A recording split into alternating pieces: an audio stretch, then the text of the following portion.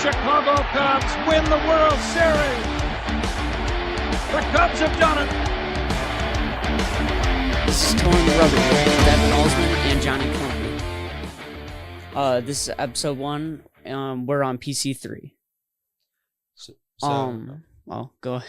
So we're going to be recapping this weekend's games about everything that happened in the MLB. Some series will go more in-depth than others because there's just the playoff races are heating up, and a lot of players made a lot of history this weekend. So the first series we were going to recap was the Rockies. Were at Yankee Stadium this weekend. The Yankees won the series 2-1, and Aaron Judge really carried the Yankees offense all series long, jumping to 51 home runs on the year, and he's now on pace to beat his 62 home run year from 2022, and he's on pace to finish with 63. And yesterday, he actually recorded his 1,000th hit, so he had a very eventful weekend and Monday. The Mets played the Padres. They split the series 2-2. Severino adds to his comeback season with the other New York team. And with 5 shutout in Game 1, it helped the offense with the Mets taking Game 1, 8-3. Musgrove is working to get back to what he's done in the past years with a good game, 7 shutout with 9 Ks. David Peterson had a good outing with 7.1 innings with 1 earned run. And then Game 4 is the most eventful with Jackson Merrill makes history with 2 home run performance with a walk-off home run off Edwin Diaz. And he became the youngest player to have the tying or go-ahead home runs in 9th inning with age 21 or younger. Diamondbacks played the Red Sox. Not much happened. Diamondbacks swept. But Devers had his 200th career home run in Game 3. And speaking about the Red Sox, yesterday, Danny Jansen, who was a Blue Jay at the start of the season, got traded to the Red Sox. One of the games got postponed, so this led to the first player in history to play for 2 teams in one game. And then the Rays and the Dodgers had a very eventful series. The Dodgers won 2-1 on Friday. Shohei Ohtani hit a walk-off grand slam that made him the 6th player to ever join the 40-40 club. That is the 40 home run, 40 stolen base club in the 7-3 Dodgers win. And then it was a shootout in Game 2 with the Rays winning 9-8. Junior Caminero, one of the top prospects in MLB, with a great night, tying a three-hit night with a homer. And then Gavin Stone pitched extremely well on Sunday with 5 innings and 1 earned run and a 3-1 Dodgers win. And another 2 very good teams, 2 teams in the playoff race. The Phillies were at the Royals. The Phillies won the series 2-1. Salvador Perez and Hunter Renfroe had 5 RBIs combined to help and got help from 6 innings of 2 earned ball from Michael Wacha in the 7-4 Game 1 win on Friday night. JT Realmuto homered twice in Game 2, leading to an 11-2 Phillies victory on Saturday, and Kyle Schwarber and Alec Boehm combined for 6 RBIs, and Colby Allard has a solid outing with 5 innings and 2 earned runs and 11-3 Game 3 win for the Phillies. And then the Reds also played a series with the Pirates this weekend, and the Pirates dominated the series, winning 3-1. Astros played the Orioles, split the series. Burns got tagged up in Game 1, which led to the Astros winning. Santander hits a grand slam to help the Orioles win Game 2. For Game 3, Jackson Holliday comes off the bench in a clutch situation to hit a pinch hit double to help the Orioles win Game 3. Game 4, Hector Neris gets his first win with his first appearance back with Houston. Brewers play the A's. Brewers win 2-1. Tigers play White Sox. Tigers sweep like they should. Giants at the Mariners. Mariners win 2-1. Leo Rivas with his walk-off single in Game 1. Duvall got called back up to the majors, and he makes he gets his first hold coming back, and then their new closer in that game gets the save, Walker. Another eventful series. The Rangers, the reigning World Series champs, played the Guardians, who have the best record, or one of the best records in the AL right now. Played in one of those series this weekend. The Guardians took the series 2-1. On Friday night, Corey Seager and Leody Taveras combined for 4 RBIs in the 5-3 Rangers win. The Guardians dominated Game 2, hitting 3 home runs in a 13-5 Game 2 win. And then the Guardians pitcher Boyd pitched 6 innings of 1-run ball in a Game 3 Guardians win, where they won 4-2. Another eventful series, the Cardinals, who are about 5 games out of the NL wildcard, were playing the Twins, who are in 5th place in the AL. The Cardinals got an upset series win, winning 2-1. Andre Palante's great outing of 7 shutout led the Cardinals to a 6-1. No, I'm just talking about the Cardinals. 6-1 Game 1 win. And Pablo Lopez threw 9 Ks and 5 shutout innings in Game 2 for a Twins 6-0 win. And then Eric Fedde had a great outing with 6 innings of 1 earned and 7 Ks. And Victor Scott II's homer is the difference in the 3-2 series-winning Game 3 win for the Cardinals. The Angels swept the Blue Jays in a 4-game series. The Nationals and the Braves also played. The Braves handled business, winning the series 2-1. And then the Cubs and the Marlins had an eventful series with the Cubs winning 2-1. So, in more news, Dylan Cruz, the number 2 draft pick.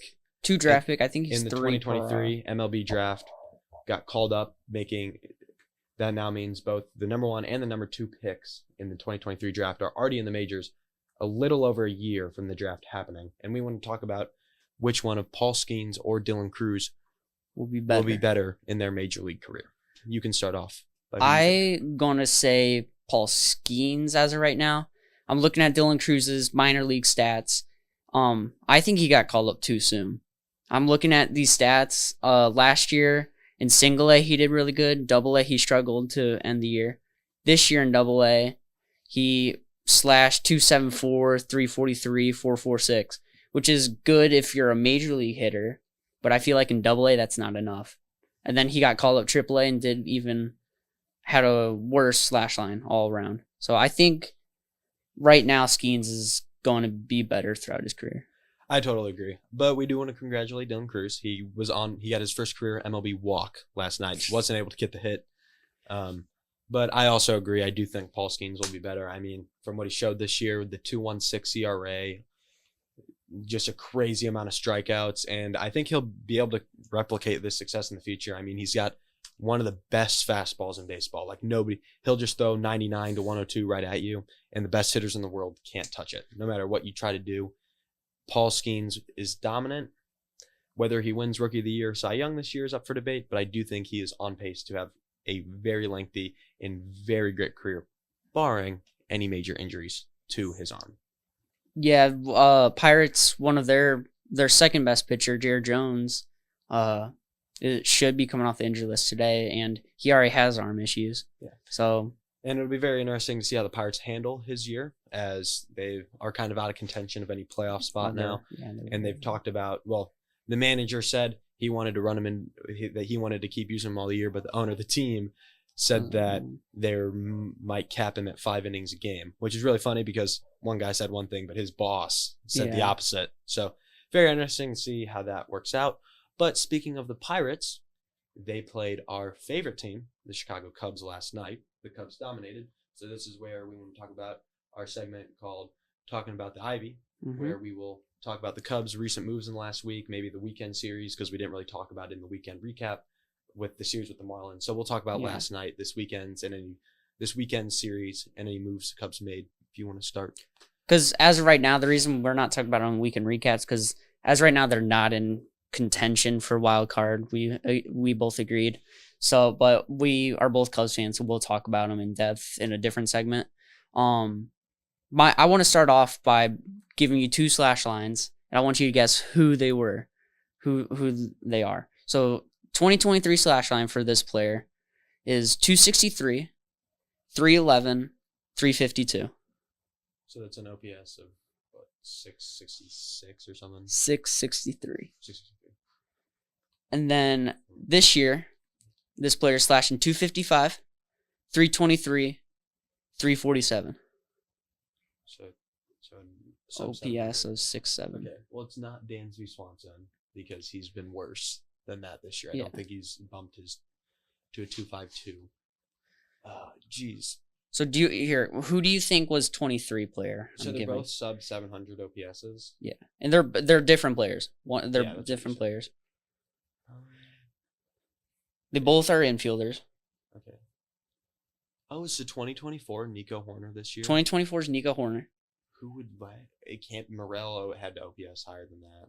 Oh, but the on base percentage. But he hit enough homers that I feel like. Morel didn't. I don't think Morel had a 263 average. And that's also true. Dansby OPS over 700 last year. Is that Candelario's stint with the Cubs? No, I don't think he did good with Cubs. Do you want me to tell you? Yeah. Nick Madrigal. Jeez. Nick Madrigal had a better. He has a better average and better slugging than Nico Horner this year. He has a better slugging. That's insane because Horner actually hits homers. Nick Madrigal, I think, had like 2 last year. The thing is, Nico just pops up a lot because he's trying too hard. It is a lot of outs, but I mean, one of them also plays a Gold Glove second base and is one of the best second basemen in MLB.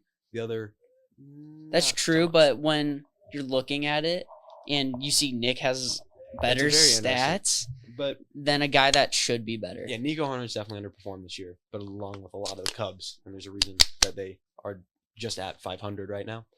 But so this weekend against the Marlins, they took the first 2 games and hoping for a sweep to get over 500. They couldn't do it. They lost the game on Sunday. But Pete Crow Armstrong, the Cubs' #1 prospect, has completely showed out and has been on a hot stretch. And this weekend, and even last night's game, was like the perfect example of how great PCA is and the impact he can make on the baseball field. On Friday, he had an inside-the-park home run, and it was the 3rd fastest home-to-home speed in the StatCast era, so since 2015. It was a 14.08, and he was behind 2 different times of Byron Buxton, the Twins center fielder. I forgot the exact times, but I think one was a 13.5, and then the other one was a 14.07. So, but just he can fly on the bases. He's been heating up offensively. I mean, he's just been great. Yeah. And he can maniac on the base paths and just a huge impact for the Cubs. And maybe the spark plug they need to insert themselves into the playoff race and into the wild card. I think right now Pete is the most likely player on this Cubs team to be a superstar.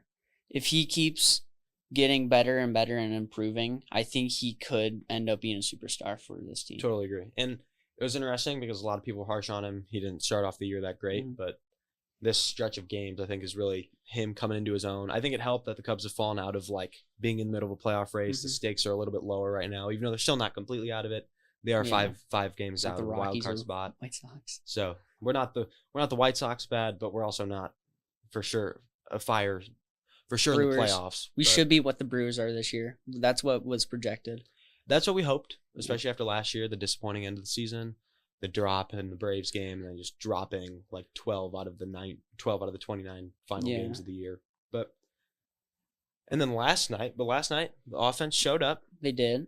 Pitching allowed 8 runs, but if you put up 18 runs, who cares how many runs pitchers give up? Most of them was like low leverage guys like Neely, who's still trying to figure out his footing in the majors and stuff. Yeah, that also makes sense. But also another guy I want to talk about who's been clutch in these kind of a Cubs hot streak because they're 7-3 in their last 10. Miguel Amaya, the Cubs catcher, who has struggled his entire major league career hitting the ball. I personally like Miguel Amaya, but I cannot say that he's a great hitting catcher. He doesn't have the best arm behind the plate, but recently he changed his batting style and he removed the leg kick out of his approach, and he has been very good for the Cubs down the stretch. He's getting a lot of hits, a lot of RBIs, hitting for more power. Did he hit a home run last night? No, I think it was just the grand slam and then Isaac Perez. Okay, but he added in. He had 4 hits, had the most RBIs in the team, and he has been huge for the Cubs. And if him and PCA at the bottom of the Cubs lineup can heat up, maybe the rest of the guys will get going. Maybe they can get hot and insert themselves into a playoff race. I think Swanson and Nico need to go lower in the order and bring up Pete and Amaya. Because PCA might lead off, honestly. Because the way he could, if he can get on base enough, that's his on base. That's his problem. The problem is he strikes out a bunch. And with Amaya, I'm looking at his Statcast. He's not good defensively. I don't know if he's gotten better recently in this hitting stretch, but he is 92nd percentile in blocks above average. That's good. But when you can't Everything throw anybody out, else, feels like he's framing. it feels like when you're watching a Cubs game, none of our catchers can throw anybody out, even with the new addition of Christian Bethancourt in the He actually Christopher threw. Morel, Isak Paredes trade. But it's been a weird year for the Cubs catchers. Not a lot of offense, and they're kind of struggling defensively. Yeah, got rid of Gomes. Nito's on the IL. Who do you think is when Nito's healthy? Who do they pick? Bethancourt or Nito?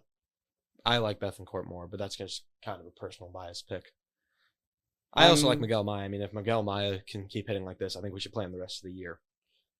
Yeah, but you need to give him off time. Yeah, obviously. Whatever. I think you would let Bethancourt fill in the days that he gets a rest day. I'm looking at Bethancourt's StatCast. His framing's not good either. I think Nito's framing's actually good though. But Bethancourt has good caught stealings above average and good pop time. And that's Bad blocks above average though. That's So it's 2 to 3 miles. and not they're just good at. inverses of each other basically. Yeah. Amaya can block and Bethancourt can throw. If we could combine the two, we'd have really solid MLB pitcher. That's what Gomes was MLB last catcher. year. He was a combination of everything. Plus clutch. So speaking of catching, the person who throws the ball to the catcher is the pitcher. And what are your thoughts on the MLB's 6-inning rule for pitchers that has been recently in discussion? I think it's an interesting idea for them to talk about, but I think they need a better idea than just making these starting pitchers have to go 6 innings but the Cubs have a great example who can't do that. Javier Saad. Yeah, he can't get to 6. He got to 7, I think, for his last start, but it was against Marlins. In general, I think the 6 innings will cause injuries, just like the pitch clock. Well, there's one. I mean, the biggest example of this is Blake Snell won the Cy Young last year. And the guy can't. He'll get through the fourth inning, and he'll be at like 85 pitches.